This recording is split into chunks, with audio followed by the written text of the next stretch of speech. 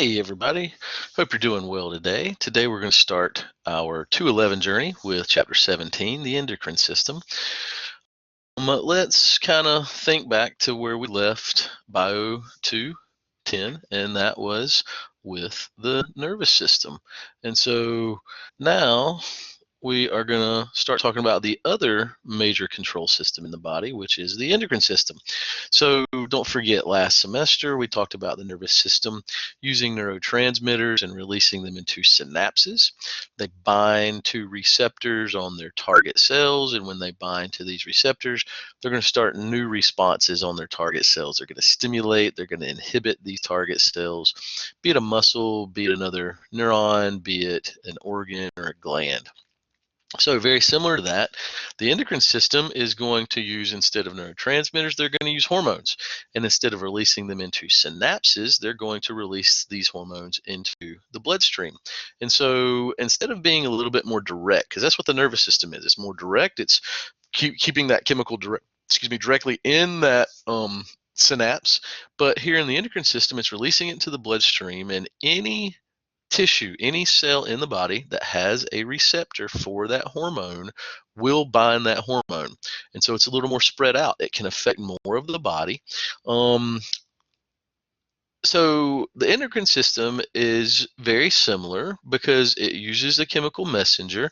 It's going to bind to these receptors. It's going to change metabolic processes. The whole goal here is to maintain homeostasis. Now, I think that we remember the nervous system is a very fast-acting system, but its effects go away very quickly. And so this is, important and good for certain things. It's good for immediate survival, to see danger coming at you and get away from it, to be able to, fight or flight, to take care of yourself in a bad situation, and to make immediate, quick changes in yourself or in your internal environment. But the endocrine system is more of a longer lasting system.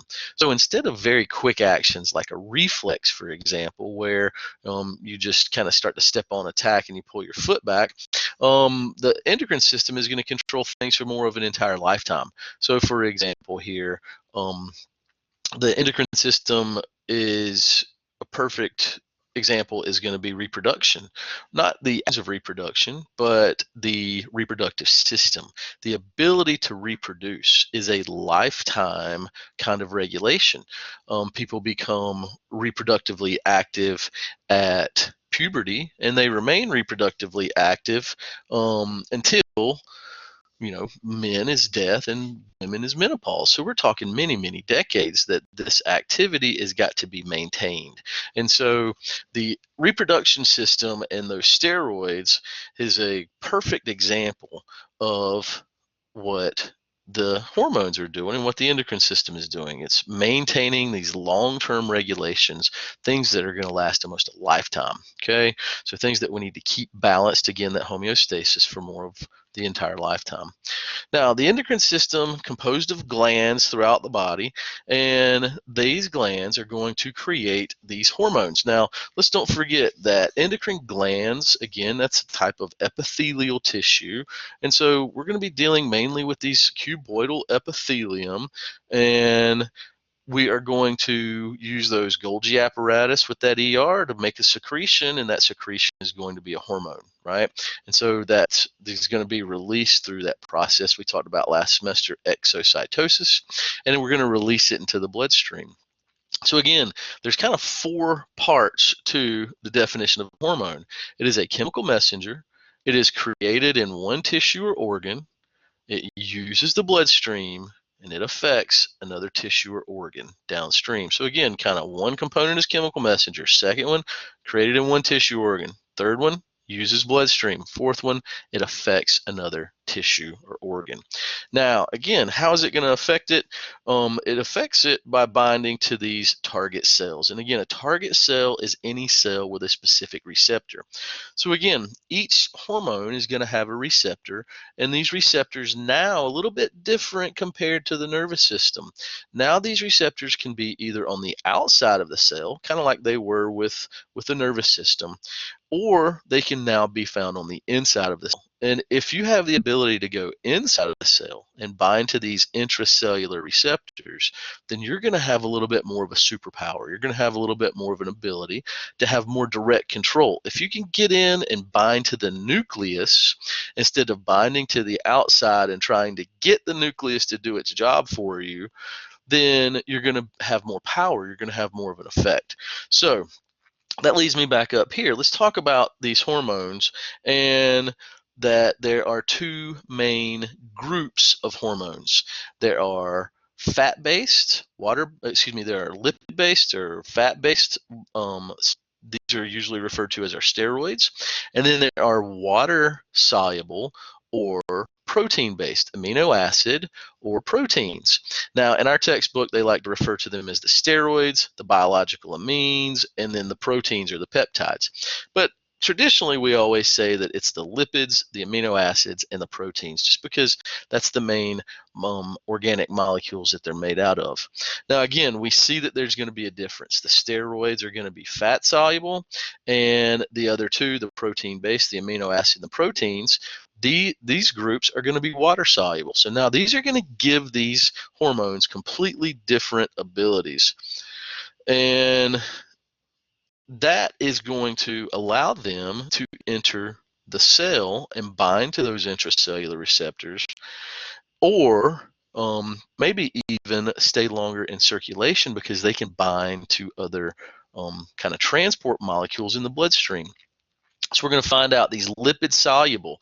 If you're lipid soluble, then we can go straight through other fats. So we can go straight through phospholipids, and phospholipids are what make up that barrier, that outer membrane. So if you're lipid soluble, if you're a steroid, we're going to find out there's one exception to the rule, the thyroid hormones. If you're a steroid lipid based hormone, then you can go straight through that membrane. You can go through the membrane and you can bind to intracellular receptors.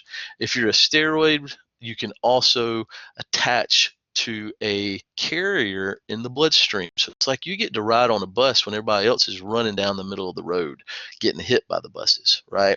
So steroids, these are more powerful. They stay in circulation longer, and they have more direct actions on their target cells compared to these water-soluble amino acid and protein-based hormones. These two groups are not going to be able to enter their target cells, so they can only bind to receptors on the cell surface. We call those extracellular receptors. And so these amino acid or protein based, they're only going to be able to bind to the outside. They're not going to have quite as much power because, again, if you are trying to go up to the outside of a fence and try to get somebody, try to hail down somebody on the inside of the fence that can go find your friend inside of that prison or something and give them a message, well, that's a lot more difficult than actually walking in and talking directly with your friend or something, you know? And so the prison was a bad example, but it's kind of laughable. But in the long run, what that means is these water-based, these water-soluble amino acid and protein-based hormones are not going to have as much ability. They're also not going to be able to bind to those carriers in the bloodstream. So these guys are not going to last in circulation longer, right? So let's think about it. It's the steroids that are going to last in circulation longer. So these are going to direct more long-term processes. And then it's these amino acid and protein bases that are going to kick in and make some changes that are going to last longer, but not quite as long as something like a steroid. And again, steroids are the ones that maintain our reproductive abilities all the time, compared to some of these amino acid and proteins, something like insulin or glucagon, that may just be trying to control blood sugar for more of a little bit of a short term. Okay, so understanding the difference between these two, and we're going to talk about this in a whole lot, the difference between these three, which really there's two groups, lipid soluble and water soluble, is really important to understanding the endocrine system and how these things are going to work. Now, I know I just unloaded on you guys. I just dumped a bunch of information on you dealing with this fat versus water-based. But as we get going through here, we're going to see this and we're going to start talking about it a little bit more. And we're going to make more sense of this. So now let's talk a little bit about the life cycle of a hormone. And whenever we look at the life cycle of a hormone, this is something that's not covered in our textbook, but this is something that I feel that really needs to be discussed first. And I want you to take some good notes on this, because if you understand this, it makes the whole chapter make more sense. We're about to talk about a whole lot of different hormones. We're going to talk about different organs that make different hormones, and then the effects of these hormones when they bind to their target cells. So in general, though, each hormone is going to kind of have a very similar life cycle. They're, number one, going to be created in that glandular epithelium of an endocrine organ or an endocrine tissue. Now we're going to find out here in a minute, and we'll look at this in the lab as well, that some organs are simply dedicated to making hormones, and then some organs just make hormones kind of as a secondary function. So for example, your thyroid gland is really only making hormones, but your heart, it's mainly pumping blood, but it also makes a hormone called atrial natriuretic peptide. And so sometimes it can be made in a specific gland or in a tissue in another organ. Okay. The key here, first off, hormone made in this glandular epi, right? It gets into the bloodstream through capillaries. So we haven't hit cardiovascular yet, and you guys aren't familiar with circulation, but anything that enters or leaves the bloodstream needs to enter or leave through a capillary. So this hormone must get into the bloodstream through the door that is the capillary, and once it's in there, it's transported through the bloodstream. Now again, if you're water soluble, you are simply floating freely through the bloodstream, and you're going to be degraded much faster. You may only last an hour in circulation. And so these types of hormones may not be used for the super long-term regulation, right? They're going to be used for longer term regulations, but not quite as long as like a lifetime. Lipid soluble, fat soluble molecules, fat soluble hormones, they're going to be able to use transport molecules in the bloodstream. And we'll talk about some of these as we get into our blood chapter, which is next, chapter 18.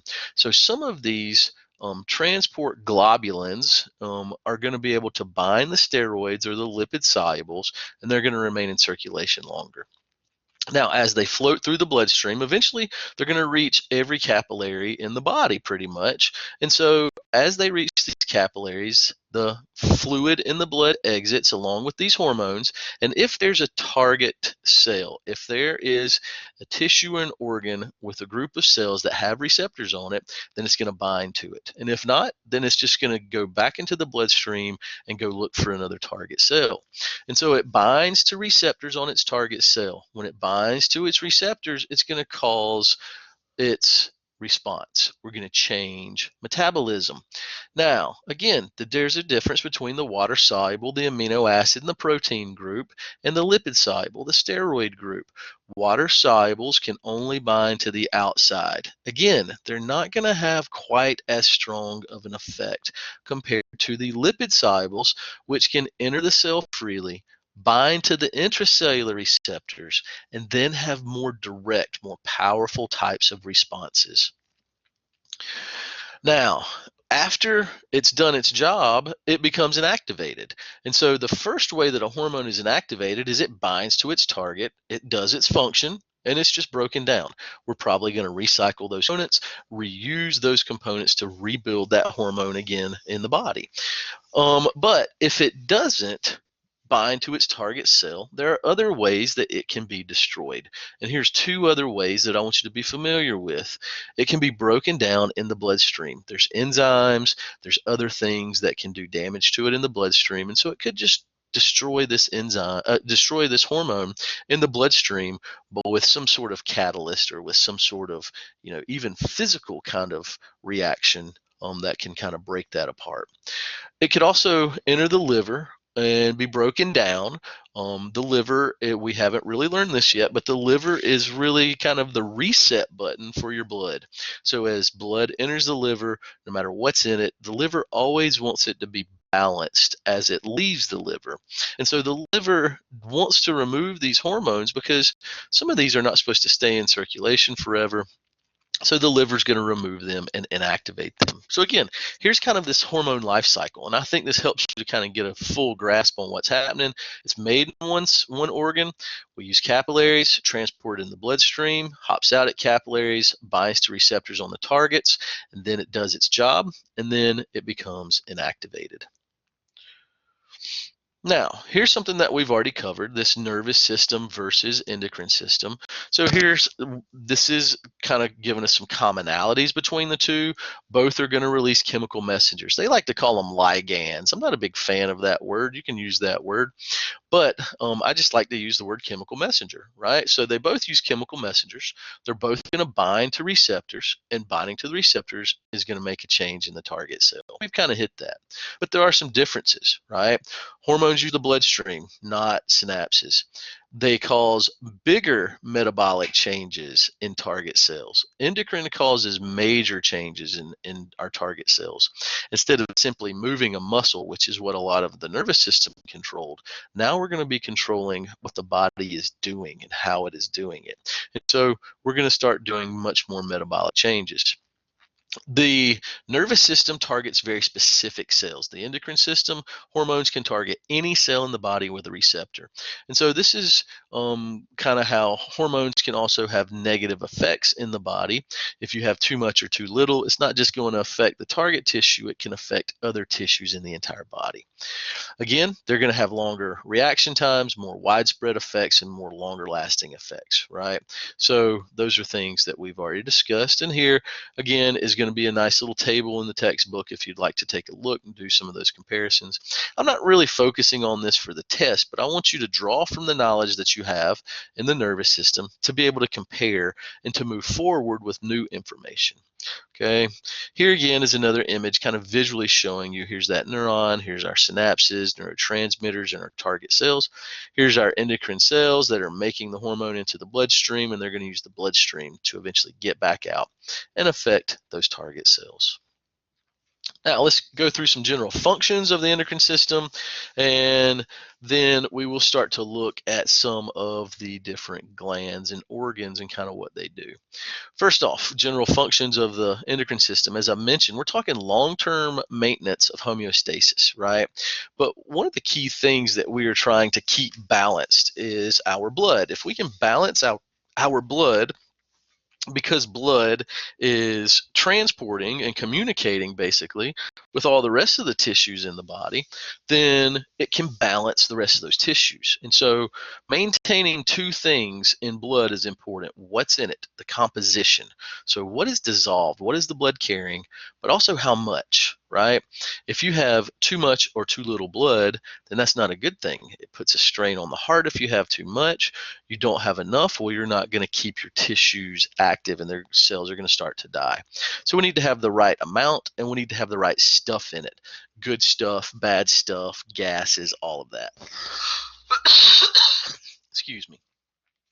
As I mentioned before, a great example of what the endocrine system does is control reproduction. Reproduction, again, begins at puberty and it continues until near death for, men until death. And so as a result, this is another long-term process, right? Next, regulating development, growth, metabolism, your ability to grow and differentiate to become the full adult and to metabolize properly. This is really one of the major things that we see. Many times if you are deficit in certain hormones like a growth hormone or some of the other hormones affecting bone growth, then you're going to see a difference in size, right? So you may see shorter, you may see taller, you may see longer limbs, lankier, So these hormones, they balance this growth and the development of the body. And once we are fully grown, then the focus tends to go towards metabolism, towards simply just the process of maintaining the body through its daily processes. Last, we see controlling digestive processes. And we will talk about this as we enter digestion. This is just, another function. It does help to control digestion. Gastrin, secretin, cholecystokinin. Those are three hormones we're not going to talk about right now. We will hit them in the digestive system, and we will see how they can help control that whole process. Now, as I mentioned before, and I tend to repeat myself, if you haven't had me before. Sorry, I'm grabbing a drink of water. My voice is getting a little scratchy. So, whenever we look here, and as I mentioned before, we've got two major groups of endocrine structures. We've got endocrine structures that do nothing but make hormones, single organ with endocrine function. All that organ does, all that gland does is make hormones. And then we have organs that have other functions, but also have small clusters of endocrine cells that are making hormones. As I mentioned before, like the heart. The heart's mainly there to pump blood, but it also can produce a hormone that can control your blood volume to make sure that you don't have too much blood, which can do damage to the heart.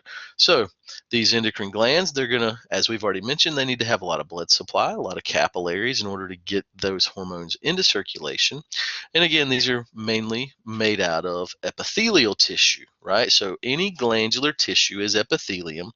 The heart, it's just going to be a separate component of epithelium that's producing that hormone. And now again, here's the major endocrine glands. I like to kind of call them major and minor. They may refer to them as major and endocrine organs with other functions, something like that. I like to call them major and minor, or major and secondary. So the main or major endocrine glands, the organs that's all that they do: the pituitary, the pineal, thyroid, your parathyroid, and your adrenal glands. Okay. Now, each one of these, that's their only function, is just to make hormones. And here we can see these guys: pineal gland, pituitary, thyroid, parathyroid, and adrenals. We'll talk about what they do here in just a second. Now, we also have these other organs that contain endocrine cells. So again, these are our minor endocrine glands, maybe our secondary endocrine organs. But the key here, these guys do another function, but they also make hormones. So here we see that the hypothalamus, your skin, your thymus, the heart, liver, stomach, pancreas, small intestines, kidneys, gonads, and I'm going to add another one that's not listed here: adipose. Your fat actually makes hormones. And so we will talk about that at the very, very end of this presentation. So here we can kind of see all of those. And again, these guys tend to have other functions, and that's their main function is something else, but they also do make hormones. Here's a nice image from the textbook. If you notice at the top, that's where we should look first. On this left side of the image, anything labeled here is a major gland. Anything else on the right side is one of those secondary glands, something that has another function but also produces hormones. So we're going to really focus on the major ones to begin with, and then we'll start hitting some of these minor, some of these secondary endocrine organs. Now, for this test, you do need to be familiar with something like this. You don't have to be familiar with this one, but I will add it onto Blackboard so that you'll have a copy of it. A hormone chart that has one column is going to be the glands and the organs. The next column is going to be the hormones that it makes, and then the last column is going to be a basic function. So if you want to look here, you can see a lot of these. I'm going to add some other ones as we go, and so you will be familiar with those. And I see a mistake in that image, actually. Oh, EPO is not made by the liver, it's made by the kidneys. That's interesting. See, there it is. All right, never mind, sorry. So here we go. How do we control this endocrine? We've just talked about it. We got these glands, they're squirting out, these secretions. Instead of something like saliva, or instead of sweat, what we're getting is a hormone. Now, but what triggers that hormone release? What triggers the basic reaction in the nervous system was called a reflex, right? The most basic, the simplest type of reaction is a reflex. So here, it's the same thing. We have endocrine reflexes that are going to control when a hormone is released. So what are the three ways? There's three different ways that we can trigger these reflexes. We can trigger these reflexes, number one, hormonally. Okay, so we can trigger one hormone to be released by another hormone triggering it. Okay, so hormonal stimulation means that one hormone triggers the release of another, right? The second way is humoral stimulation. Humoral stimulation, the word humor means fluid. So humoral stimulation means that something in a fluid is going to trigger the reflex. For example, your blood sugar. If your blood sugar goes too high, then insulin is created and it starts to help to shuttle that sugar into the cells and lower the sugar that's in your bloodstream. So there's a good example of a humoral type of stimulation. The last type of stimulation is a nervous stimulation. So the nervous system could stimulate the release. For example, the hypothalamus has direct control over your adrenal glands. So it can, over the adrenal medulla. So it can control directly the production of adrenaline.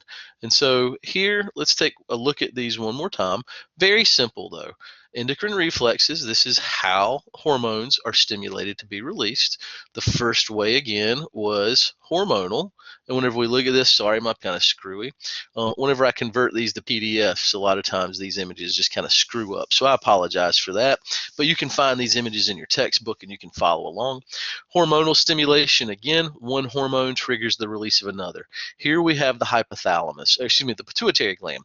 And when we look at the pituitary gland, the anterior pituitary is going to release a hormone called thyroid stimulating hormone, TSH. So TSH, thyroid stimulating hormone, is released from the ant pit and it binds to the thyroid gland, and there it triggers the thyroid gland. It stimulates the thyroid to produce its actual thyroid hormones. And these are the hormones that are going to now start to help trigger metabolism. So again, one hormone, TSH, stimulated the release of another hormone, TH. Okay, that's hormonal stimulation. Humoral stimulation, again, as I mentioned, blood sugar. If there's too high of a blood sugar, that's going to trigger the pancreas to release insulin from its beta cells, and that insulin is going to enter the bloodstream and start to shuttle that sugar out of the bloodstream and into tissues. Start to try to get it out of the blood. And that's how insulin actually works, is it doesn't just magically drop the blood sugar. It just opens channels and forces it out of the bloodstream and into your tissues so that you can use it. And so there is an example of humoral stimulation, how something in a fluid has triggered a release of a hormone.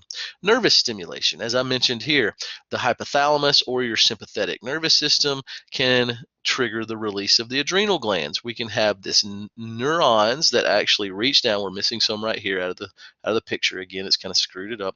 Here we can see this neuronal connection, and we're going to stimulate that release of adrenaline, epinephrine, and norepinephrine. So again, nervous system can stimulate it. Now, as I've already mentioned, there are three groups of hormones. There are steroids, and anytime we say steroid, these are the lipid solubles. Please don't forget that the lipid solubles have the superpowers, right? So these are the superstars. Lipid solubles. Steroids are produced in only two places, really. So the two places that these are produced, calcitriol is considered one as well at times, but the two main groups of steroids are made either in the gonads. So these are your sex organs, right? So either in the testes or the ovaries. And so here we're talking about testosterone and we're talking about estrogen and progesterones, right? So these are the ones that I've been mentioning over and over. These are the ones that control the ability to reproduce throughout your lifetime. Again, not the actions of reproduction and intercourse, but the actual ability to maintain reproductive ability throughout your lifetime. The other steroids are referred to as corticosteroids, and you've heard of that before probably. And the reason they're called cortico is because they're formed in the adrenal cortex. So these are the only two places for steroids. You've got to learn that chart. You've got to know the organs, you've got to know the hormone, and you got to know its effect. And so here you also need to know, out of those hormones, which ones are steroids and which ones are amino acids and which ones are proteins. So here's the easy way to remember it. If it's produced in the sex organs or in the adrenal cortex, it is considered a steroid. Okay, and don't forget, these guys have the superpowers to enter the cell, bind to intracellular receptors, be more powerful, or they can also ride on the transport molecules in the bloodstream. The second group are proteins, and these protein hormones, this is the majority of the hormones, okay, in the body. So don't learn these. These are the ones that are by default. So if you learn which ones are steroids and you learn which ones are amino acids or biological amines, biogenic amines, then you will know that if it's not those two groups, then by default, it has to be in the protein group, right? So this way you don't have to memorize most of the hormones are proteins. You just have to know if it's not a steroid and it's not an amino acid, then it is a protein. Okay, so most of them are. Remember, a protein is simply just a chain of amino acids. And so all of these proteins, again, along with the biogenic amines, the amino acid hormones, again, these are simply just made out of amino acids and we just modify them. These guys are water soluble. So don't forget, these are water soluble. And these guys don't have the ability to enter the cell to bind to intracellulars. They can only bind to extras, and they also float freely in the bloodstream. They're degraded quick, right? So I want you to learn that there are two groups, but really there's two groups. This one's listed. The thyroid hormone is an amino acid hormone, but let's go ahead and let's address him. The thyroid hormone is the exception to the rule. So put that asterisk beside that thyroid hormone. He may be an amino acid, but he is lipid soluble. So what I always tell students is to remember which ones have the superpowers, is to remember your roids, right? So who took the roids? No, just kidding. So steroids and thyroid are going to be lipid soluble. Okay, everything else is going to be water soluble. Now, to know which groups are amino acids, let's look at this right here. And this is a term you may not be familiar with. We talked about it in 210 for the nervous system, but catecholamines, right? So the word amine right there tells you that it's a modified amino acid. But this catecholamine, those are your, at least from the adrenal medulla, that's adrenaline. Okay, so this is adrenaline, this is epinephrine and norepinephrine. So now's our time to learn actually what it is. It's epi and norepi, or epinephrine and norepinephrine. And that's what we call adrenaline here in the United States because we're just lazy. Okay, now the other type of catecholamine, excuse me, the other type of amino acid is melatonin. Okay, and melatonin is made from tryptophan, and tryptophan is a type of amino acid. So melatonin and the adrenalines, epinephrine and norepinephrine, are the two big types, along with the thyroid, of the amino acid hormones. Okay, don't forget thyroid acts like a steroid though, so it's a little confusing. So again, if we remember that the ones created in the gonads and the adrenal cortex and the ones in the adrenal medulla and the adrenal medulla and the thyroid and the pineal gland are the amino acid ones, then that means everything else, you don't have to learn them, but all of the rest of them are protein hormones. Okay, does that make sense? You learn the two small groups, and then the big group you don't have to learn because by default that means it belongs there. So here's just a little example showing you the steroids, the proteins, and the biogenic amines. Now, there are some other things that are called local hormones, but I want you to understand these are not local hormones. These should be referred to as local factors. The textbook calls them hormones, but to be a hormone, you must use the bloodstream. And this right here says they do not circulate within the blood. So that means they're not hormones. So let's don't use that word and try to screw my students up, right? These are what most people will call local factors. Okay, this textbook is a little bit screwy if you haven't realized that, and this is one of those things. So these local hormones, these guys are created and used within the same tissue. Again, anytime we have that word local, that's what we're referring to, created and used in the same place. So here we're talking about a chemical that's going to cause some reaction. And so these aren't, and it even says it right here, not classified as hormones if they don't enter the bloodstream. So they're not. These are called local factors. Okay, now we use a lot of local factors. If you remember, well, we haven't talked about this, but paracrine factors, local factors, are actually the number one way that our cells communicate with each other. Okay, and we'll talk about that in lecture again. I'll mention that the 4 ways that cells communicate inside of our body being direct, tied directly to each other, local or paracrine, which means within the same tissue, endocrine, which means using the bloodstream, or nervous, which means uses synapses. And so these local hormones, this is a major way that we regulate most of our tissues and kind of get them working together. A big group of these local hormones are called eicosanoids. Okay, so eicosanoids, these guys, different groups, leukotrienes, prostaglandins, thromboxans. You don't have to know those. Just know this term, eicosanoids. And these guys are the main group of local hormones, local factors. And these local factors, mainly made out of fatty acids, these guys play important roles in all sorts of local kinds of reactions. So inflammation, some smooth muscle, some pain, other types of signaling.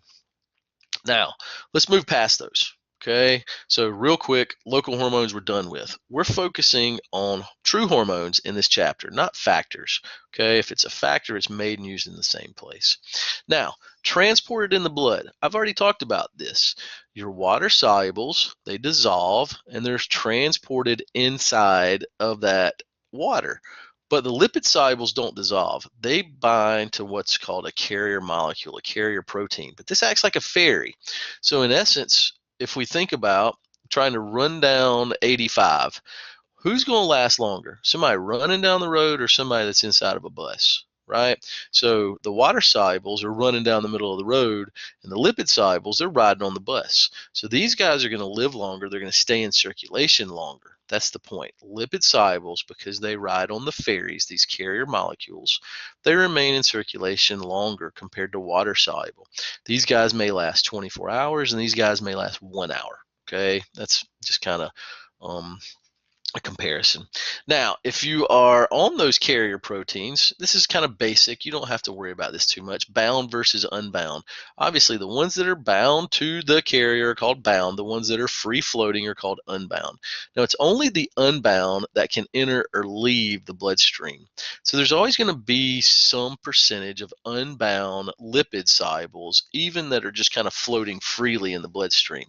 But the majority of them are going to be bound because it's just like a bus. The bus is going to stop at a curb. People are going to get on, they're going to get off, but they're mainly going to be bound. So there's going to be some action of getting on and getting off and through the bloodstream, but most of these will be bound and be more protected. Now, as I've mentioned, hormone targets, these are going to be any cells that have receptors.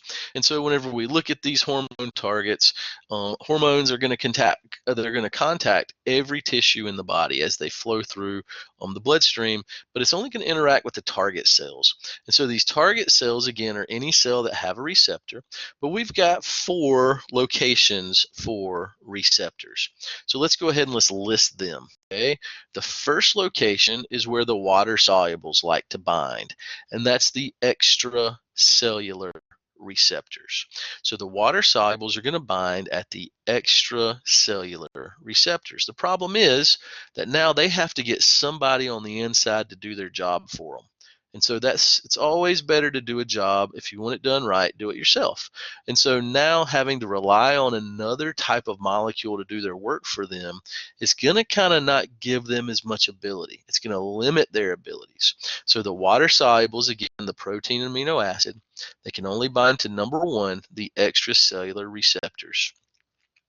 The lipid solubles, the steroid and the thyroid hormone, these guys can go inside and bind to the other 3 receptors, which are the intracellular receptors.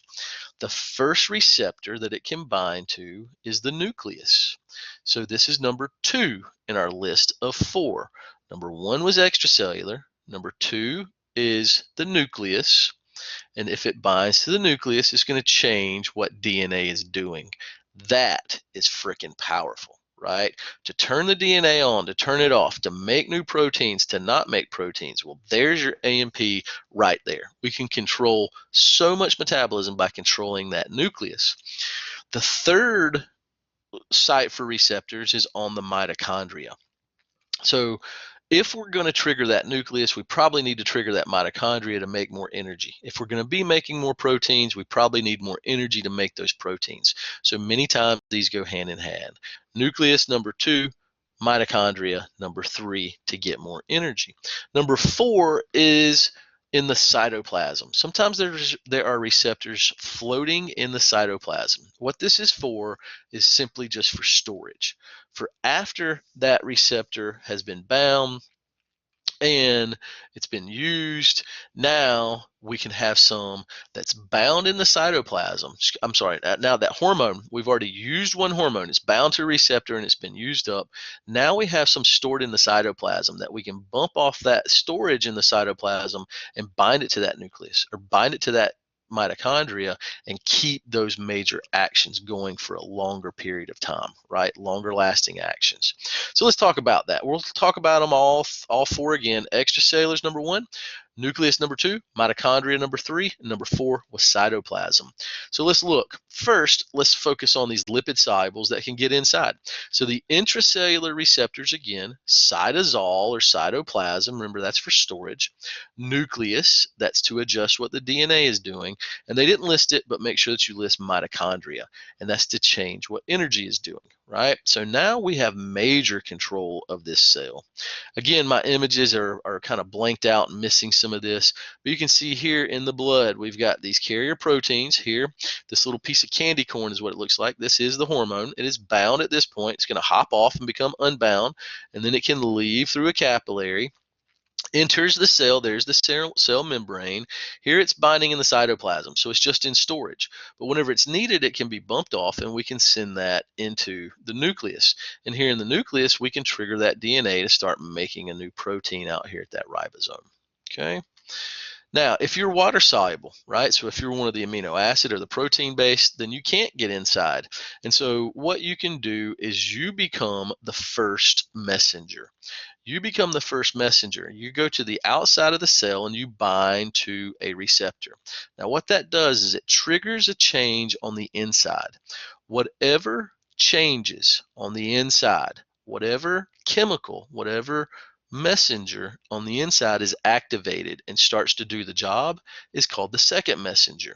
So if you have a friend that works at a plant, we used to have a lot of textile plants. And so if you have a friend that works at a textile plant, well, he's inside of a building doing his job. And if you need to get him a message, well, you can't get inside. You can only go up to the gate, right? So you go up to the gate. You are the first messenger. You bind right there at the gate. You bind on the cell membrane, and you see a security guard, and he's walking around, and you yell at him. You say, "Hey, dude, come over here. I need to get a message to my homeboy." And so he comes over, and now you tell him that message. He is the second messenger. He's got to now go find your friend and give him that message, right? If you want a job done right, you do it yourself. So this second messenger, he's going to be powerful, but he's not going to be as powerful as the ability to get in and to change that nucleus or change that mitochondria. And so again, the first messenger is the hormone. What does the change on the inside is the second messenger. Here's our receptor. Here's our hormone binding. And again, we're missing a little bit, but I think we can still do this one. Here's the hormone binding. It's going to trigger this second messenger on the inside called the G protein. Okay, so this G protein is now off to do its job. Right? So it's going to go off and it's going to go do the job for us, whatever it is that we're trying to do. Okay, here's kind of the end game, kind of showing you how it can do some of those actions. And we don't have to know all those details. I don't want you to know extreme details about second messenger, first messenger stuff, just basic definitions. All right. Now, what kind of actions? These water solubles are protein based, are amino acid based. What kind of actions, what kind of changes can they do when they bind? So here are some of the examples of what they can do. They can activate or they can inhibit enzymes, right? And that changes metabolism overall. They can stimulate growth. They can trigger cell reproduction. They can trigger mitosis. They can stimulate secretion. So they can stimulate a cell to spit something else out. So here is, for example, how hormonal stimulation works, but also how we could trigger another organ to make digestive enzymes, right? You can trigger the stomach to make hydrochloric acid. Changes membrane permeability, so now we can allow other things in and out of cells, can trigger muscle contraction or relaxation. Again, it just depends on all of which hormone and which messenger is used.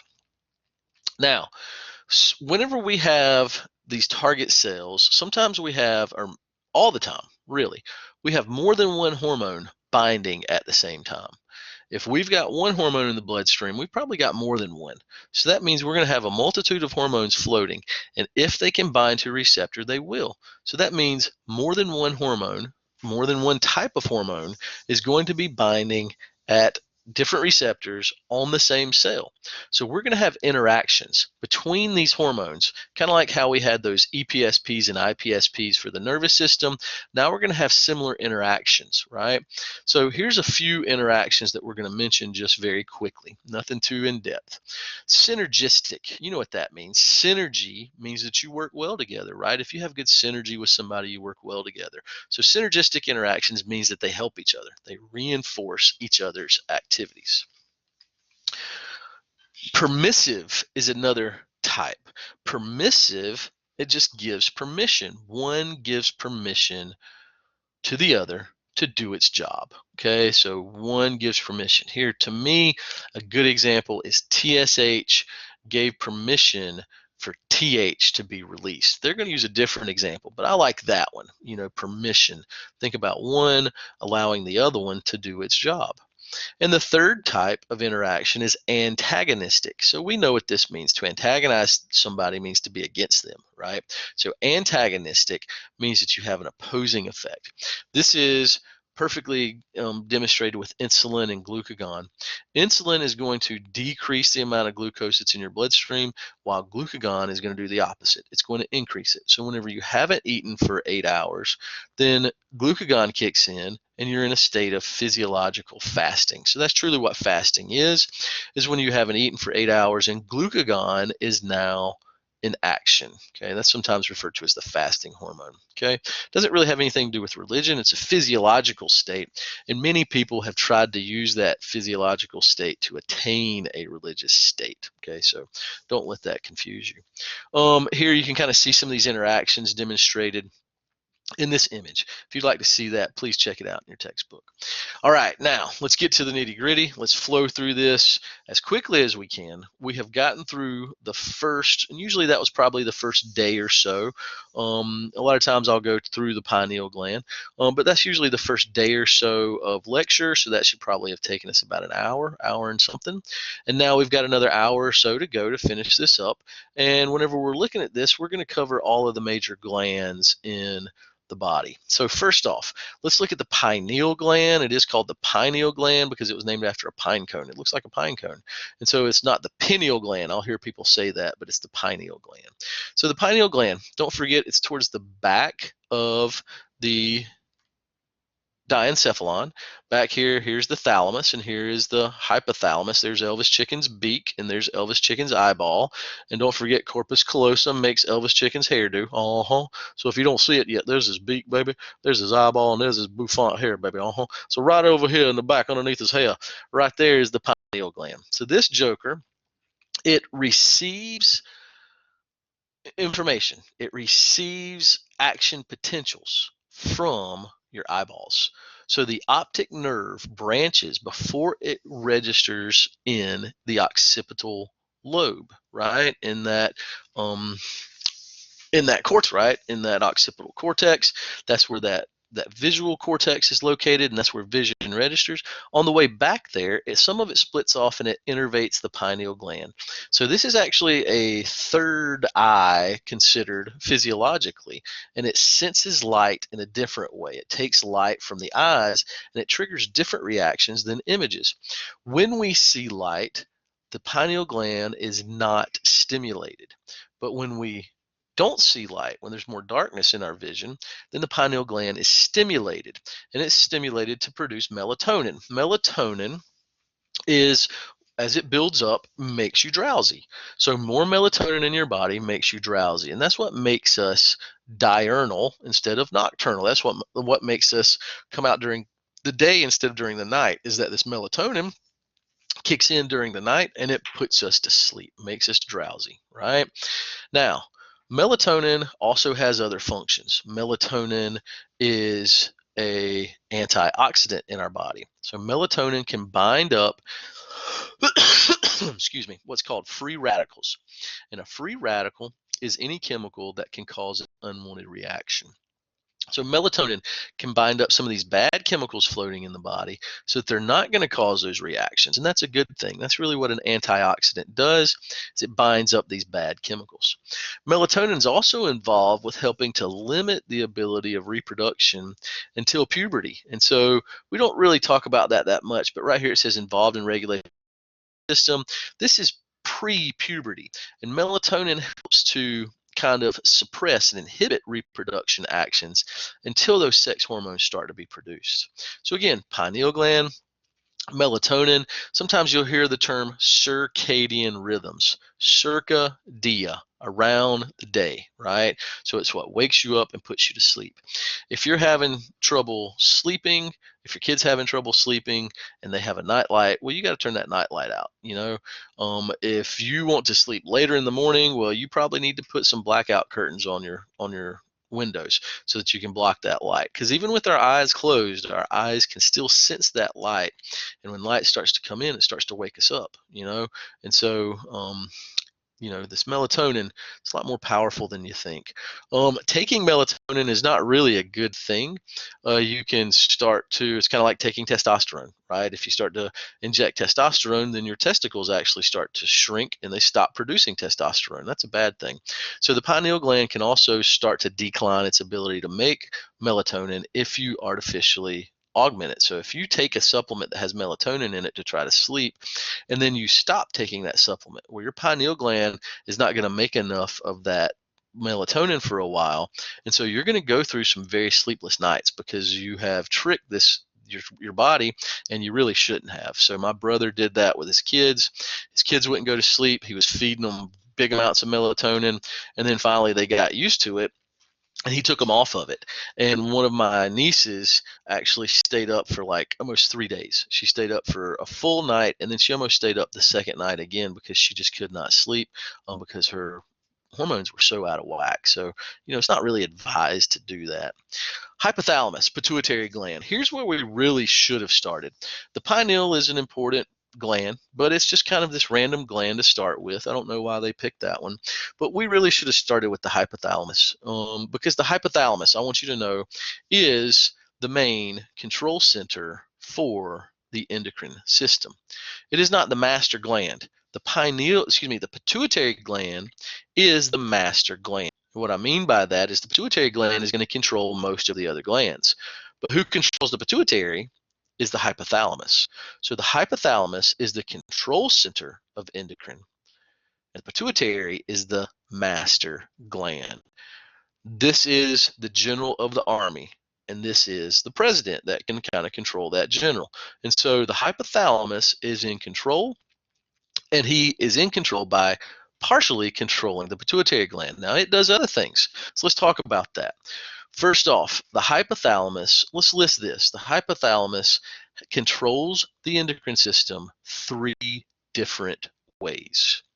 The first way is by controlling adrenaline release at the adrenal medulla. So the first way that the hypothalamus controls the endocrine system is by controlling the adrenaline release at the adrenal medulla. The second way is by directly controlling the hormones released at the anterior pituitary. So again, directly controlling the hormones released at the anterior pituitary. The anterior pituitary is the main part of that master gland. So here's how it's the main control center.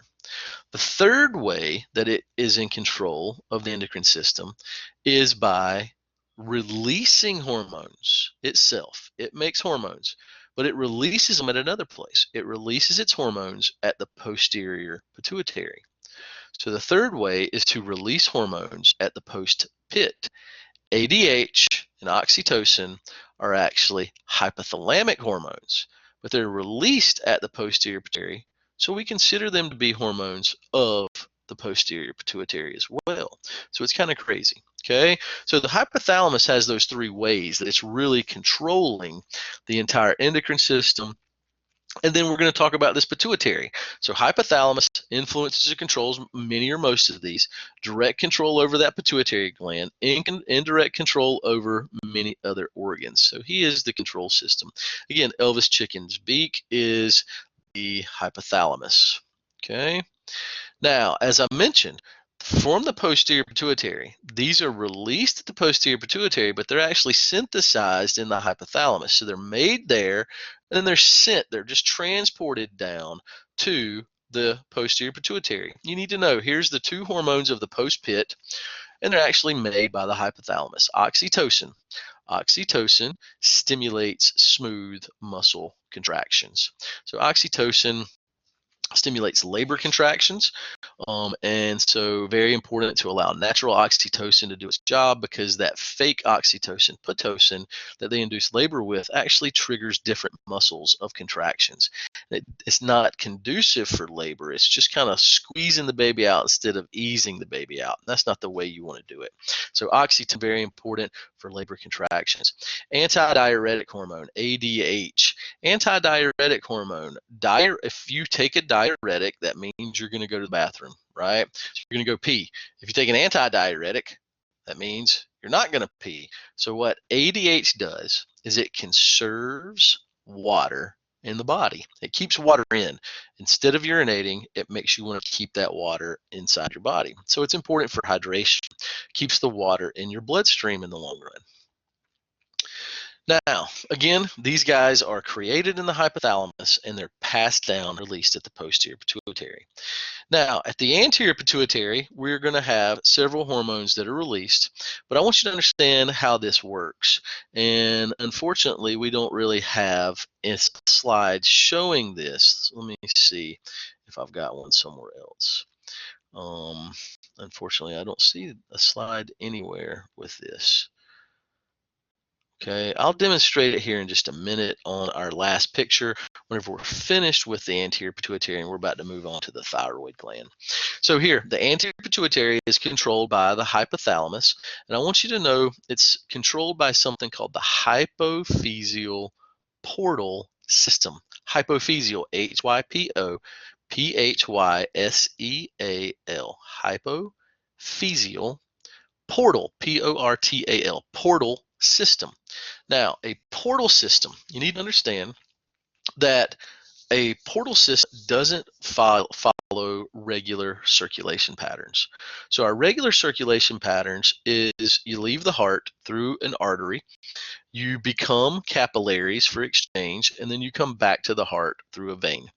If we ever left the heart through an artery, went to one set of capillary beds, went into another vessel or vein, but then went directly to another set of capillary beds, that is a portal.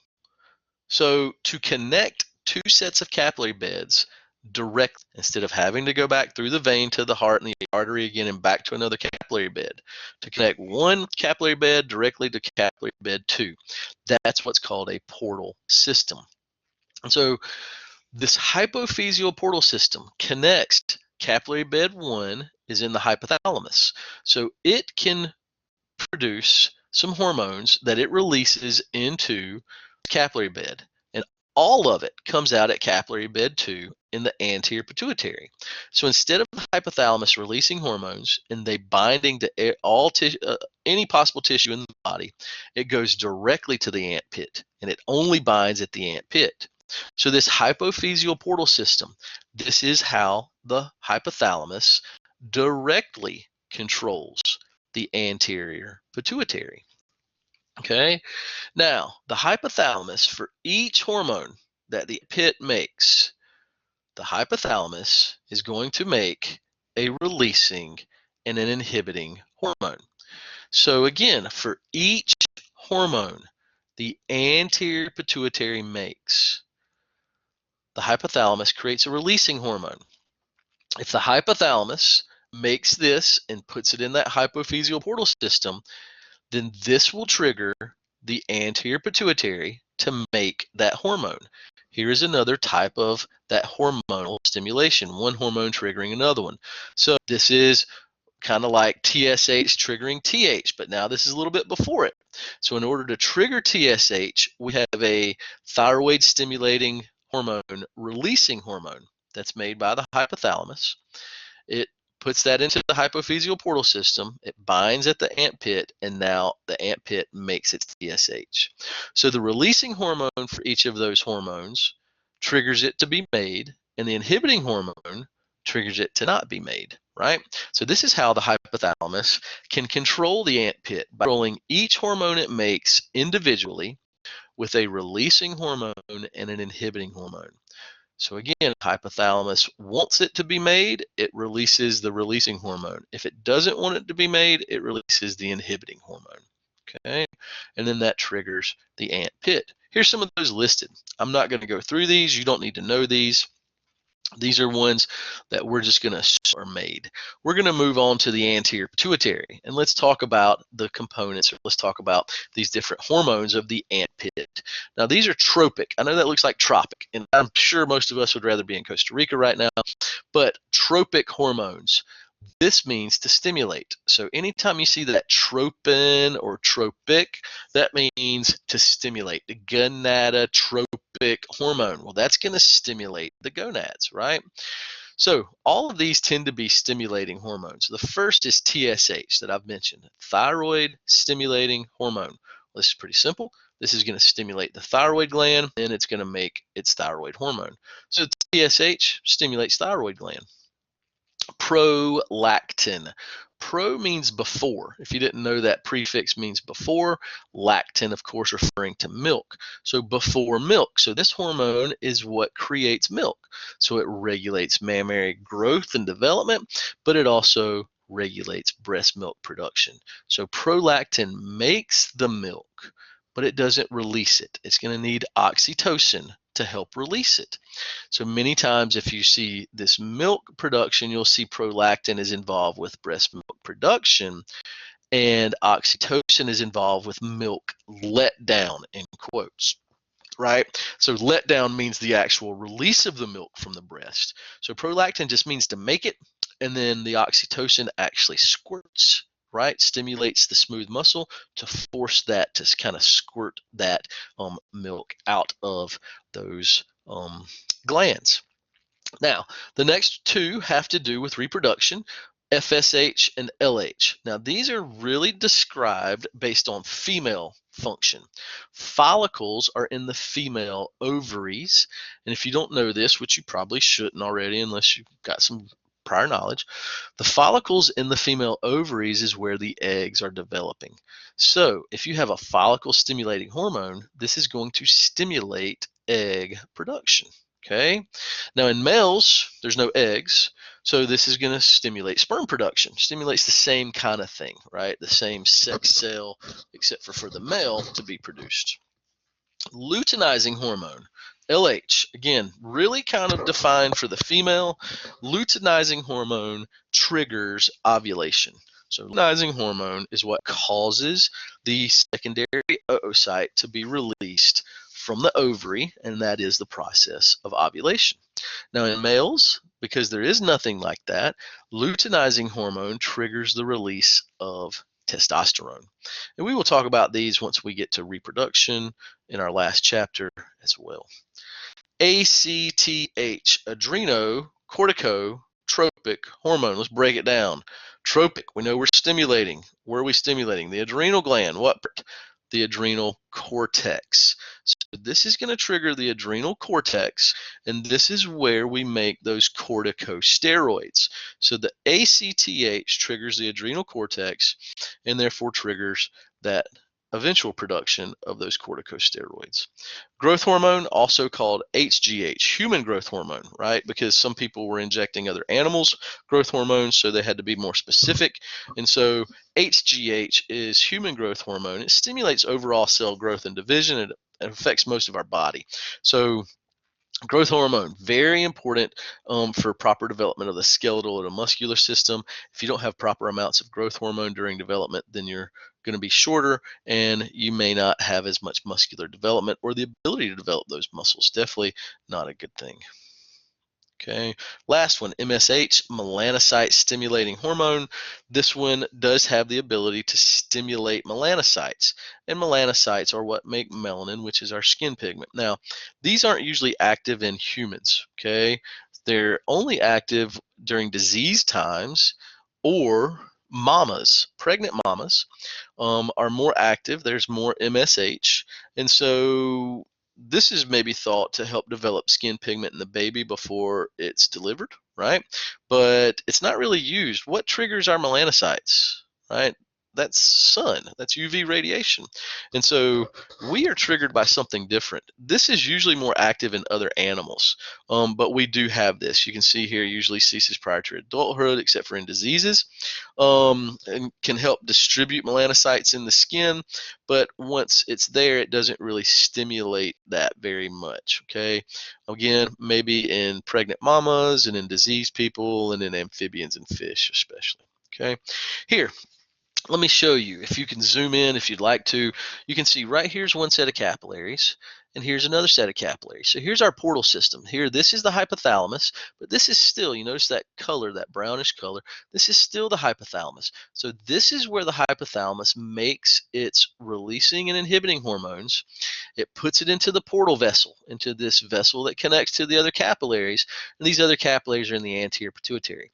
So the hypothalamus can put in the releasing or the inhibiting hormone here, and instead of traveling all the way around the body and being degraded and broken down, it can go directly to the ant pit and cause its reactions right there. Once it triggers the ant pit releases TSH, prolactin, FSH-LH, ACTH, and then growth hormone, right? And MSH, but it's not shown here. All right, so here you can look at this image if you'd like to see some of the more details about those actions. Let's move on. Let's move on to the thyroid gland. Okay, we're going to start moving a little bit quicker now that we're hitting these glands. Hopefully, we don't have to spend as much time with as many complicated topics. So here's your thyroid gland. You can feel your Adam's apple, and your thyroid is right below that. And yes, ladies, you do have an Adam's apple. If you don't, then you don't have a voice box, and that's just weird, you know. So men, testosterone makes that cartilage more pronounced compared to females, but that's just a little bit of a sexual dimorphism. So it's not that females don't have one. They do. It's just less pronounced. So there you can see your Adam's apple, and then right below it is going to be your thyroid gland. You may even be able to feel it in your neck. You know, it's kind of crazy there, but you can kind of feel your trachea a little bit. In the thyroid gland, we're going to make thyroid hormones. We're going to make two groups of hormones. So let's mention that real quick. And I don't see anything else here that kind of goes into that. But here, let's go back to this image. When we look, we see here are these spherical type structures. These are called thyroid follicles. These are circular, but they're actually spheres. And whenever we look at these spheres in 3D, this is where we're going to make the thyroid hormones. So that's the first hormone I want you to be aware of that thyroid makes, is a thyroid hormone.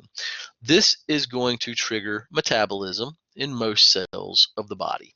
Okay, so that's its job. It triggers metabolism in most cells of the body. Now, don't forget, thyroid hormone is the freaky deek. He's the exception to the rule. He's the one that likes to act like a steroid. Even though he's an amino acid, he still likes to act like a steroid. Okay? Now, there's these other cells right here called C cells. You kind of see these clearer looking cells. These things are making another hormone called calcitonin. Calcitonin helps to decrease how much calcium is in the bloodstream. And so calcitonin tones down the calcium in the bloodstream. So there's our two big groups of hormones. Now, when we look at this, I want us to focus on this follicle. I want you to notice that this follicle is actually made out of simple cuboidal epithelium, right? You can even see there's the bottom, there's the top. Okay, so here is our simple cuboidal epi. It's just circling around, making a sphere, and on the inside we've got this fluid. This is called colloid. Okay, you can see that. This, anytime we have a bunch of proteins floating in a fluid, we call it colloid. So that tells us there's proteins in here. Well, we're going to use those proteins along with something else to build our hormone. Okay, we see some capillaries. Here's the capillaries where we're going to get some raw materials out. we're going to bind them with that protein, and we're going to shuttle it back across those cells and put it back into that capillary. And that's how we make this thyroid hormone. So let's take a look. First off, I want you to know that iodine or iodide ions, these are extremely important in producing thyroid hormone. If you don't have iodide in your diet, then you're going to develop a goiter, right? Your thyroid's going to get enlarged and it's going to be very painful. So iodine, we add it to salt, and that kind of fixed that whole goiter thing, right? Now, not everybody gets iodinized salt, and so some places that are less fortunate or don't have as much, circulation of goods, then they're going to get their salt from the sea or from a cave in the mountains or something, and so they're going to start to become iodine deficient, right? So iodide, it moves in. And what it's going to do is it's going to go through those cells, those cuboidal cells, those follicular cells. It's going to go into the colloid, and it's going to bind to this. So you need to know that thyroglobulin is the protein that's in the colloid. It's going to bind the iodine, bind the iodide ions, and that's going to make the thyroid hormone. So basically, thyroid hormone equals thyroglobulin plus iodide ions. Okay? Now, we're going to store it in the colloid, and whenever we need it, we're just going to secrete it. We're just going to squirt it out. Here, let's move over to a picture. Okay, when we look here we kind of see here's some iodide, right? We're going to move it through that follicle. Here's those follicular cells, those boxes, those simple cuboidals. So we're going to move it through. Here's the iodide. We're moving it through. We're going to bind it over here to thyroglobulin. Once we bind it to thyroglobulin, we've made the actual hormone. Here is T3 and T4, and you can see here how it can be moved out through that cell and back into the bloodstream, and there are our hormones actually able to trigger metabolism. Okay, so when we're looking here, I want you to understand that thyroid hormone is going to cause increased metabolism. Okay, now I don't really care if you understand the thyrotropic releasing hormone process.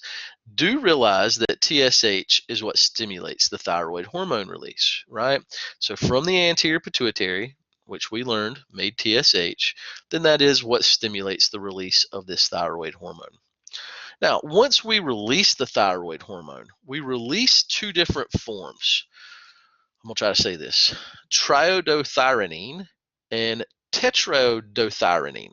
Okay, so these are easier called T3 and T4. So don't ever expect for me to say those words again. T3 and T4. Now, T3, you need to know, has 3 iodides. T4 has 4 iodides. Okay, both of these combined are what we call thyroid hormone. So it really should be called thyroid hormones because there's a T3 and a T4. Now, T3 is more active.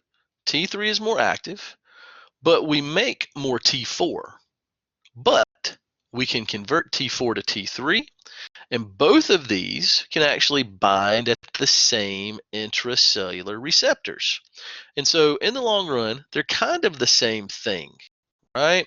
And so these are basically our thyroid hormone, and I definitely want you to remember that the thyroids have the steroid ability, right? Connect your roids. And so the thyroids can bind to intracellulars, nucleus, mitochondria, or cytosol, and they have more powerful responses. That's the reason these thyroid hormones, if you have hypothyroidism, it's going to affect a lot of tissues in your body. Okay, so it's going to affect your growth and your overall metabolism. Now, here's some of the actions of your thyroid gland. Again, I talked about metabolic rate of most cells. So it adjusts your basal metabolic rate. If you don't know what that is, that's kind of your resting, your baseline metabolic rate. How much do you burn at rest?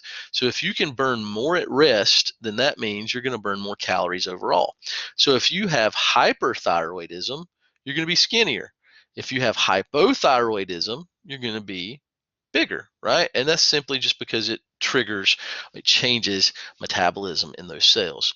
It can change what's happening to sodium potassium pumps, synthesize more sodium potassium pumps in nervous tissue. If you remember, these guys help set up our transmembrane potential. So that just means that it can help make sure that the nervous system is functioning properly, functioning at its peak, at its best.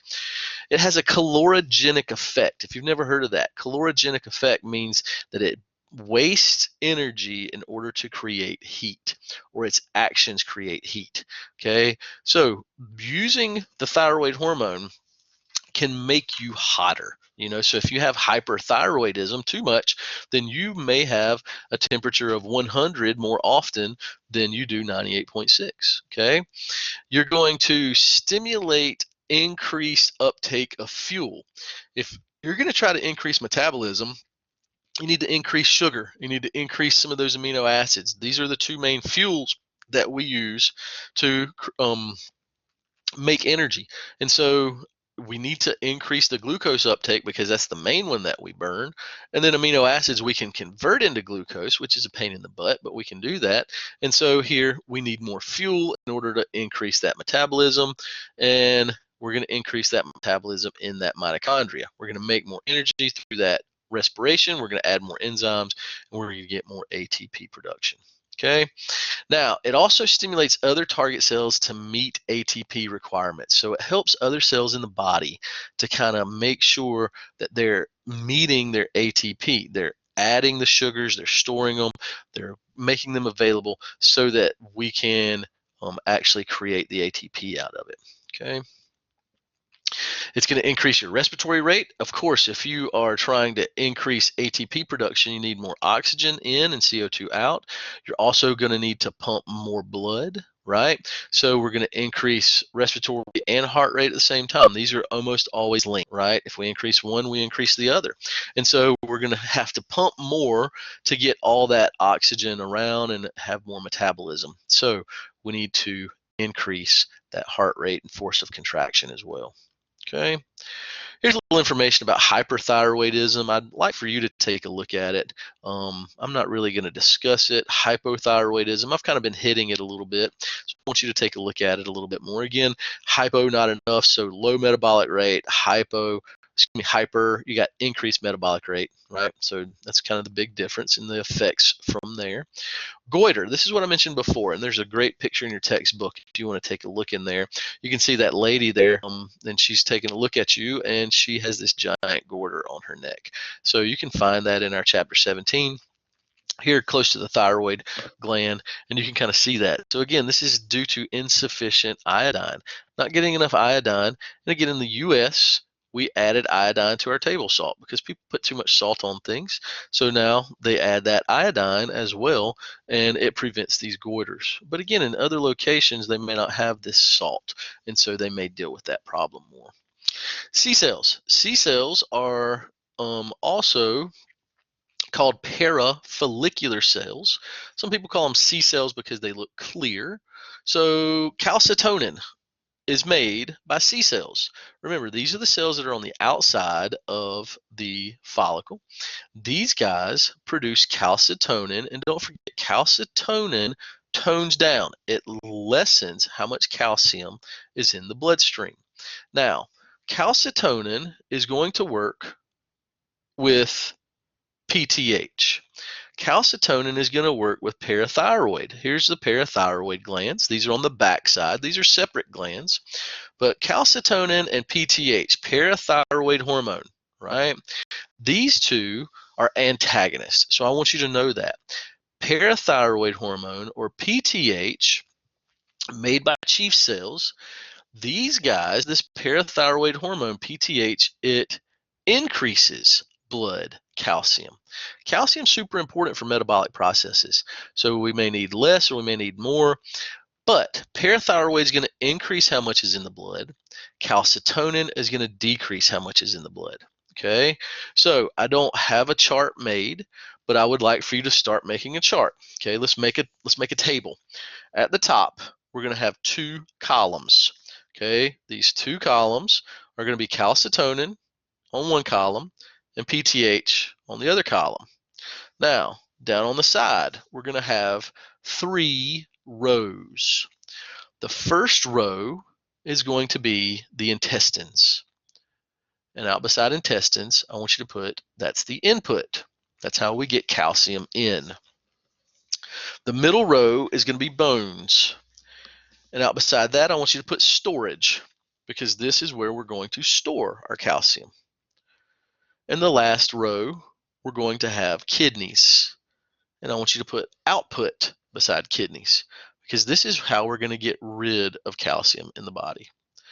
So now we've got this chart, right? At the top, we've got calcitonin and PTH. And on the side for each row, we've got intestines, bones, and kidneys. Now, I want you to set it up, and underneath calcitonin, don't forget the whole goal is to lower. So if we're going to affect the intestines, okay, in that box there in your graph, where calcitonin and intestines come together, you can give yourself a note that if we're trying to lower how much is in the blood, we want to let less in at the intestines.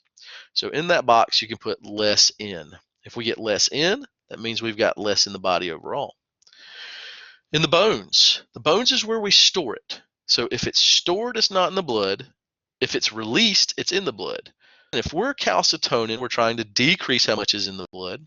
So I want you to make a note in the box there where calcitonin and bone meets, and give yourself a note that it stores more calcium, right? We're trying to store it. If we store it in the bones, it's not in the blood. Calcitonin is trying to decrease what's in the blood, so that just makes sense. In the last box under calcitonin, that's out beside kidneys, again, if we're trying to decrease how much is in the blood and in the body, we want to increase how much is in the kidneys, how much is in the urine. And so I want you to make that note in that box that it releases more in the urine, right? So overall, if we do all three of these, if we let more in, we let less out. Oh, excuse me. If we let less in and we let more out, right? Let less in at the intestines, let more out at the kidneys. Well, that means we're going to have less in the body overall. And whatever's in the body, it's either in the bones or it's in the blood. So if we store it in the bones, then we've taken it away from the blood. So calcitonin triggers those three organs. It triggers the intestines to let less in, the bones to store more, and the kidneys to release more. Okay. Now PTH is going to be the opposite. So let's go over there to that side of the chart. Let's fill it in. PTH is going to affect the intestines. Now again, remember PTH is raising blood calcium, so it wants more in, right? So it's going to trigger the intestines to get more in, and there, once it's in, it's going to trigger the bones to release calcium. If we release it from the bones, now it's in the bloodstream and we can use it more.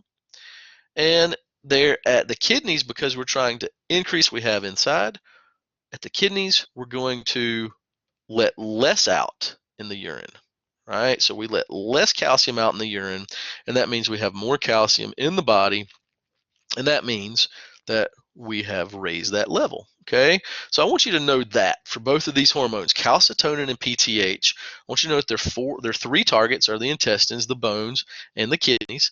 And I want you to know what each of those hormones does to each of those targets. And overall, you can kind of see there how it affects those targets and how it changes and raises or lowers that blood calcium level. Now, to finish up parathyroids, don't worry about oxyphil cells, and that's misspelled. That should be a Y right there, oxyphil. Okay, I don't care. They don't have a function, so let's don't worry about them.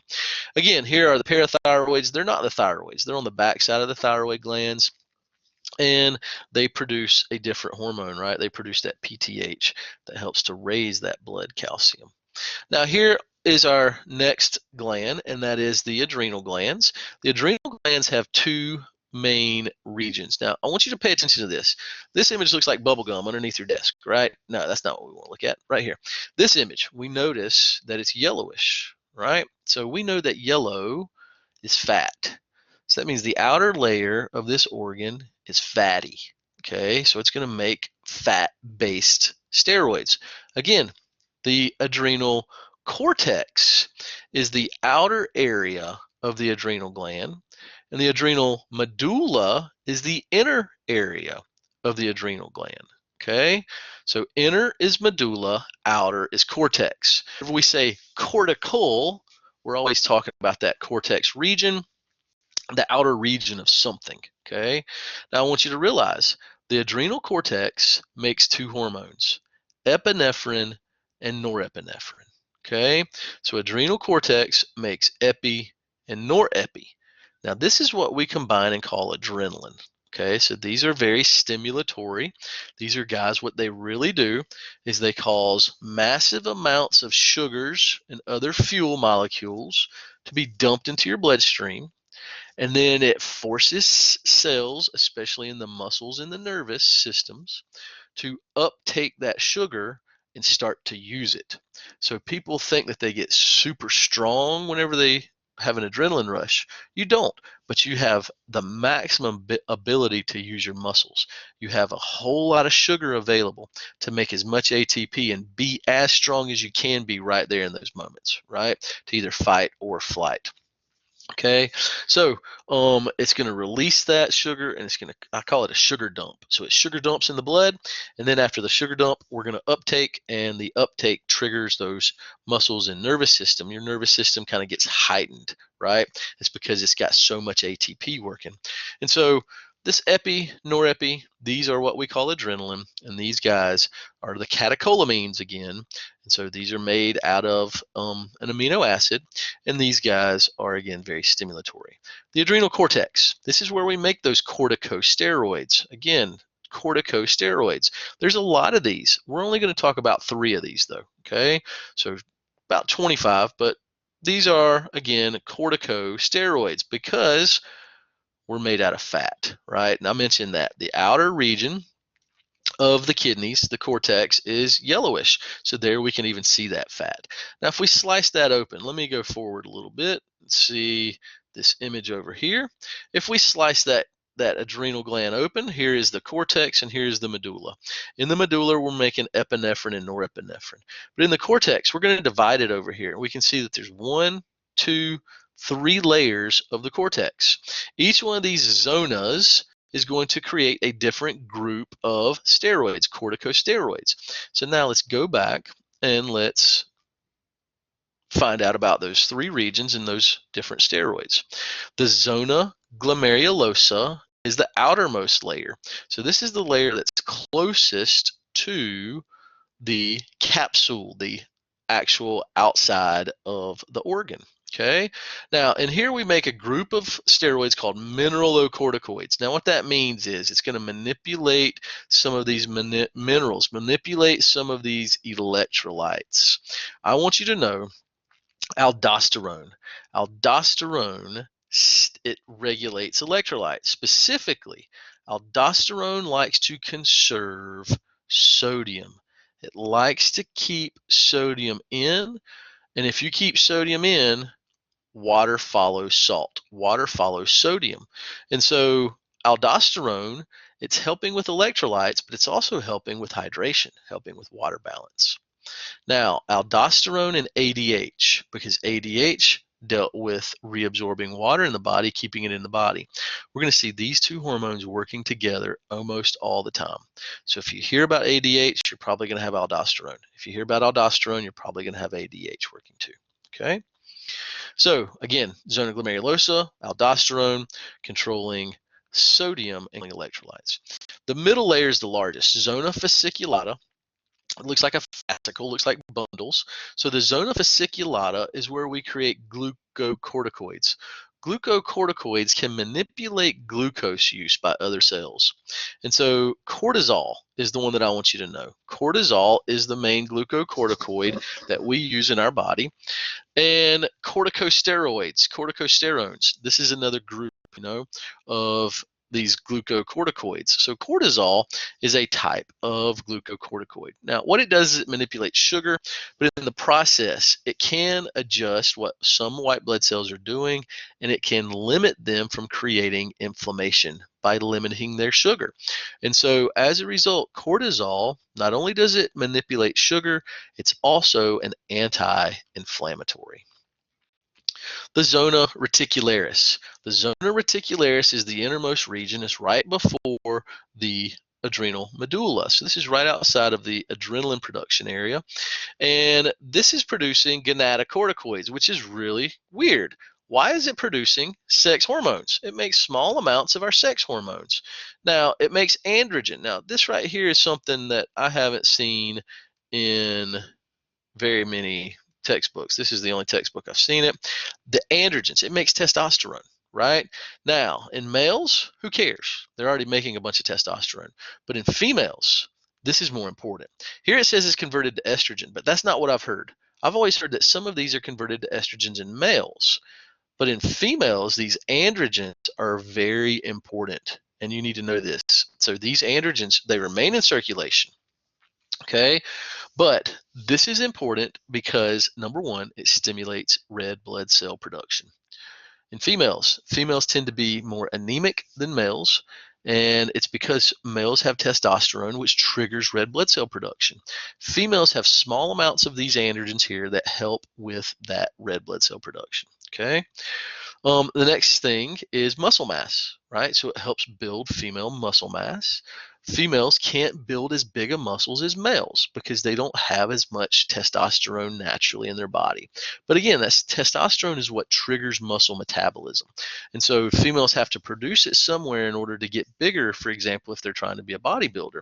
And so here at their adrenal cortex, they're going to release some from that zona reticularis. Last thing is sex drive, right? The libido. Testosterone is what triggers the desire for intercourse, to mate. And so if there is no desire from a female, then there will never be reproduction, and then there will not be a future of the species. And that's obviously a bad thing if we don't have the species continuing, or maybe a good thing, depending on how you look at this world. But overall, very important in functions in females more than males. Again, here's those layers: glomerulosa with the aldosterone, fasciculata with the cortisol, and then this reticularis there with those androgens. Now, I'm not going to worry about this actions of cortisol, so I'm just going to keep on going past this, and you don't need to worry about that either. Okay, getting almost to the end. I've got 15 slides left. We're on slide 88 of 103. So you've sat through a lot, folks. I know this is a very long lecture. It's long for me to give at one time. Usually I separate this into 2 different lectures, but you're doing a great job, and we're almost done. So don't slack up, don't fall asleep yet. Keep on hustling, and let's sprint to the end. Let's finish here with the pancreas, and then we'll add some other organs as well. So the pancreas. Obviously, when we talk about the pancreas, most people are familiar with insulin. But before we go into that, I want to mention that the pancreas has 2 major functions, 2 groups of functions. The first function is exocrine, and the second function is endocrine. So here we can kind of see, here is more of an exocrine function. It's being framed with the digestive system. Here is more of an endocrine function, being framed with more of the endocrine organs. So 99% of the pancreas's function is for exocrine. So I want you to know that 99% of what the pancreas does is it makes digestive enzymes. The pancreas is super important to make digestive enzymes. So if we don't have those digestive enzymes, we're not going to break down our food. We're going to have a bad time trying to get nutrition in and trying to maintain the body. Okay. So most of that, again, is dealing with the ability to digest food. The endocrine portion has to do with controlling blood glucose, the amount of glucose that's floating freely in your bloodstream. And so when we look at this, we're going to use 2 hormones. The 2 hormones are going to be insulin and glucagon. Now, again, it's only 1% or so of the pancreas. It's small clusters, so the pancreas's main function is digestion. So this is not a major organ. This is a minor organ. Now, beta cells, you need to know, make insulin. Insulin lowers blood glucose. It takes blood glucose, it takes the sugars in your blood, the glucose, and it puts them into cells, and it triggers those cells then to use that. Alpha cells, on the other hand, produce glucagon. Glucagon does the opposite because these are antagonists. Glucagon raises blood glucose. If you have not eaten for 8 hours, then again, you're entering into a physiological state, not a religious state, but a physiological state called fasting. Again, many religious people have tried to use fasting as a way to attain enlightenment, but fasting is simply a physiological state, not a spiritual state. So when you enter fasting, what that means is you're no longer relying on outside sources of nutrients, you're relying on stored nutrients, and you're breaking those stored nutrients down. Okay, so glucagon kicks in every night when you go to sleep. If you sleep more than 8 hours and you don't eat for that, within that 8 hour time, then by the time you wake up, glucagon is kicked in and you are fasting, right? Now, then you're going to eat a meal and you're going to break your fast, right? What's the name of that meal that breaks your fast? Oh, crap, it's breakfast. That's what breakfast means, right? To break your fast. So glucagon is kicking and you wake up, you need to eat something to break your fast and begin your body's metabolism properly. Because while you're fasting, you're on a decreased metabolic rate. You're not burning energy quite as fast. So as a result, if you are trying to lose weight, for example, you need to eat breakfast because you need to trigger insulin to kick in to start burning those fuels instead of trying to conserve fuel, which is what glucagon is really doing. So have a piece of fruit, wake up, eat a piece of fruit, eat something light, something that's good for you and nutritious, give you some energy to start your day with, and then that's going to turn off that glucagon and start your metabolism kicking properly. And it's going to burn more nutrients, and that can help you to burn more calories. Okay, now, I'm not going to go into details about this, but here there are a lot of details dealing with blood glucose. Between 70 and 110. Usually we're looking for somewhere around 90 to 100 dealing with glucose per deciliter.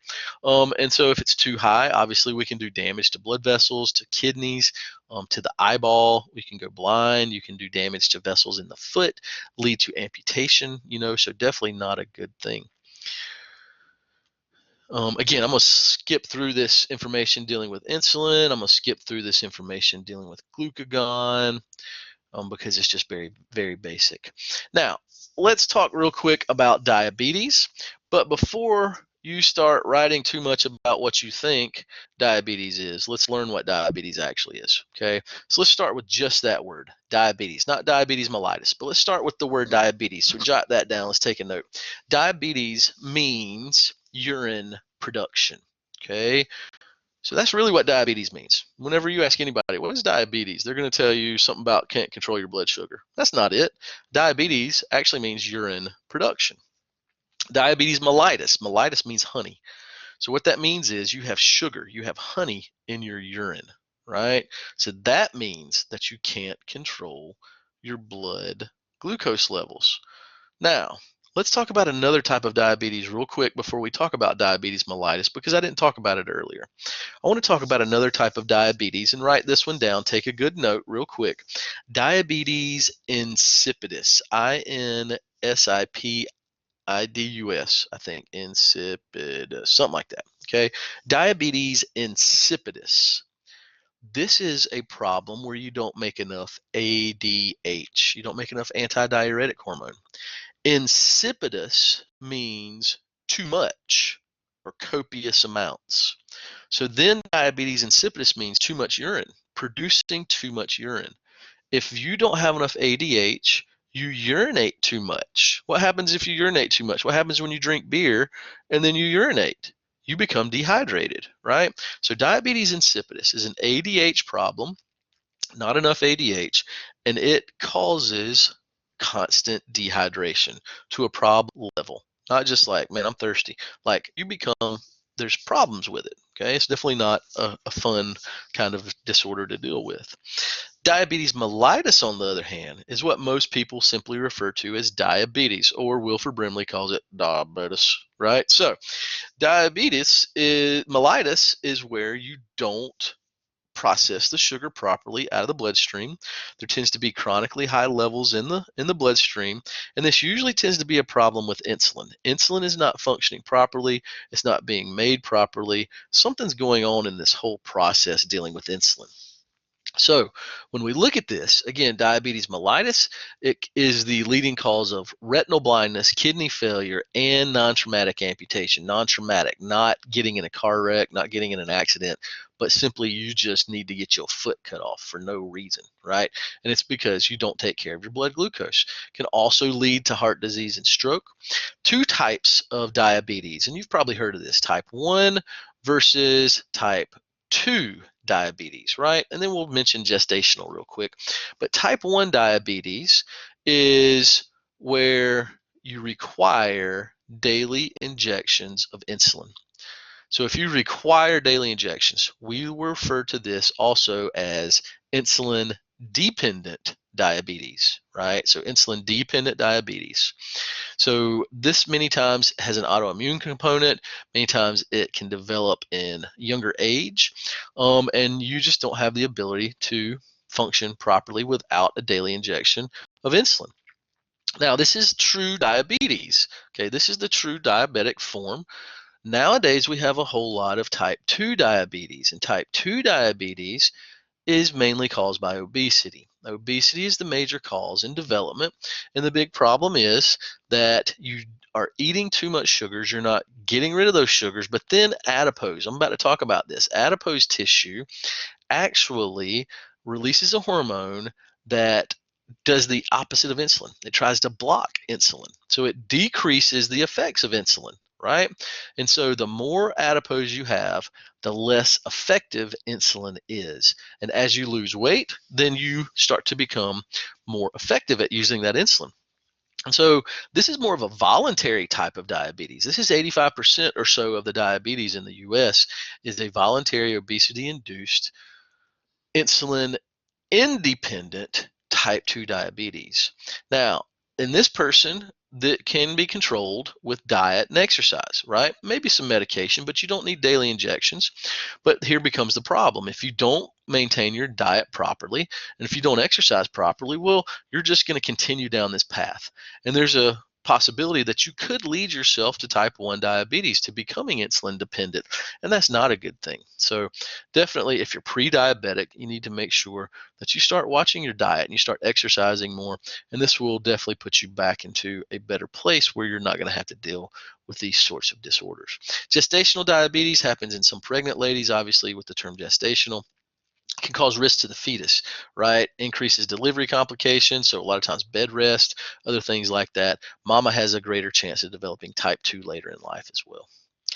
Hypoglycemia, this is a term that you may hear a good bit. Hypo, low, glyceme, referring to sugar. So low glucose levels, too low, below 60, starting to have some issues, hunger, dizziness, confusion, sweating. Whoa, that sounds like you guys in class, right? No. But overall, this can happen. If there's not enough glucose, it can become unconscious, right? And that's not a good thing. Now, to finish this up, let's talk about just a couple of these organs that have other functions. So let's talk about kidneys first, and then we'll talk about 4 more very quickly, but only have 2 slides, 3 slides left, so we're not going to be here very much longer. The kidneys have 3 hormones that they produce. Obviously, this is not the kidney's major function.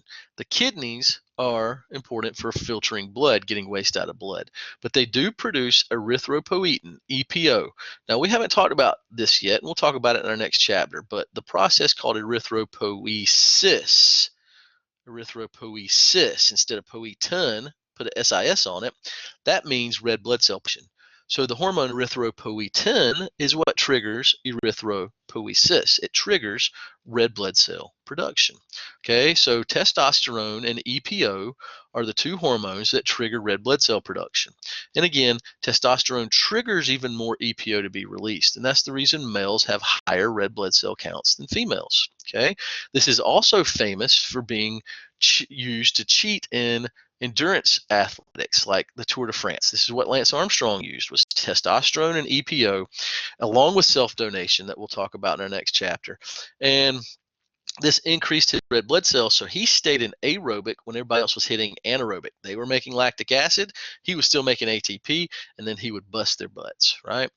Calcitriol, or calcitriol, either way, calcitriol or calcitriol, this is made at the kidneys, And this is going to then go to the intestines. It's going to bind with calcium and phosphorus at the intestines and absorb them into the digestive tract, absorb them into the body. Remember, this started out as vitamin D3 in your skin, drinking it in milk, and then the sunlight metabolized it eventually after a cascade into calcitriol or calcitriol. And this is really important because without it, we're not going to get calcium or phosphates into the body. Renin, R-E-N-I-N, not with two N's. With two N's is a baby enzyme that digests milk. That's totally different. Renin with one N. I want you to go to another page. Renin, I want you to always connect it with angiotensin.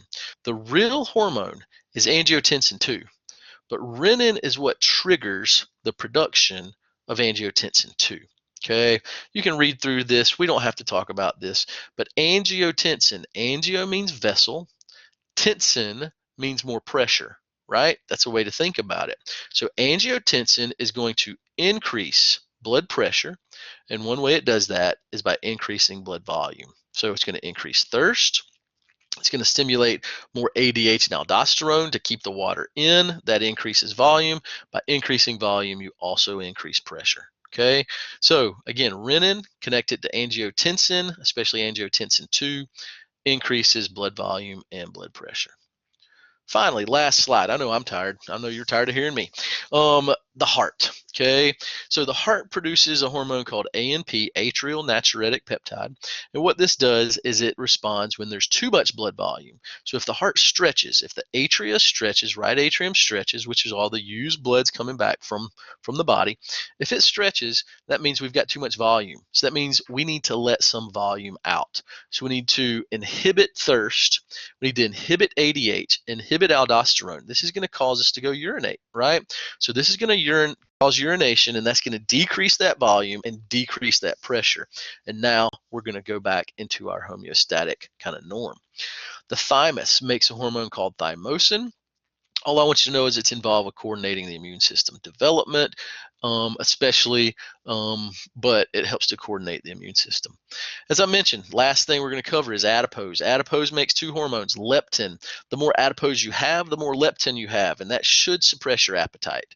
So the more fat you have, the more out of shape, the less fit you're becoming, the more likely you are to not survive in a stressful situation compared to someone who is more fit. And so leptin is there that tells you as you build this adipose, you don't need too much, right? So it should suppress our appetite. The big problem is that now we have all these other visual and sensory, smells that overwhelm us, right? We're constantly bombarded on TV with hookers selling cheeseburgers, right? Hardee's commercials. We got some chick in a bikini. Nobody wants, only gross people want to look at that, but they're showing this chick like it's half a porno, and then you got this burger that they're showing in these big details like it's part of a freaking porno or something silly, so it's food porn, and this is not good. This is triggering our brains and making us think that we want to eat that, and that's counteracting what that leptin is doing. It's tricking our brains into making us hungry when we're not hungry, and that's definitely not a good thing. Same thing, driving by Burger King. They don't really grill them burgers. They put them jokers through a microwave, and then they just slap them on that grill for 10 seconds to just get that smell and get that little flavor to it, that char broiled, right? But the main thing they're doing is putting that smell in the air. So when you drive by, you smell that, and all of a sudden it triggers you to think that you're hungry and you want to stop. Even though Burger King's the worst burger on the market, you still, because of that smell, you're like, man, I bet it's going to be good this time. And you pull up in and you get your 2 for $5 or whatever, So leptin, definitely important to listen to. And the problem is, as we build more adipose, we also build this, resistin. More resistin suppresses that insulin response, and this is what starts to create that type 2 diabetes, right? So definitely not a good thing. So listen to your body, okay? Think about it. Try to be in good shape, because all of these are important for that, right? And we start to kind of think about that, especially here at the end with this adipose. So that's it for our endocrine chapter, folks. That was probably damn near 2 hours long. I know I'm done with it. I'm not bored. I'm just kind of, I'm worn out, So I know you guys are worn out too. break this up, listen to this lecture again, the parts that you need, and always get your questions ready. Let me know through email or some other way, and I can get back to you. All right. Hopefully you are gonna. You've taken great notes. I want you to use your notes. So I'm going to add some study questions onto Blackboard that you can use with these notes to try to help guide you through this information a little bit more. All right. I've enjoyed it. I hope you have too. Talk to you next time. Have a great day.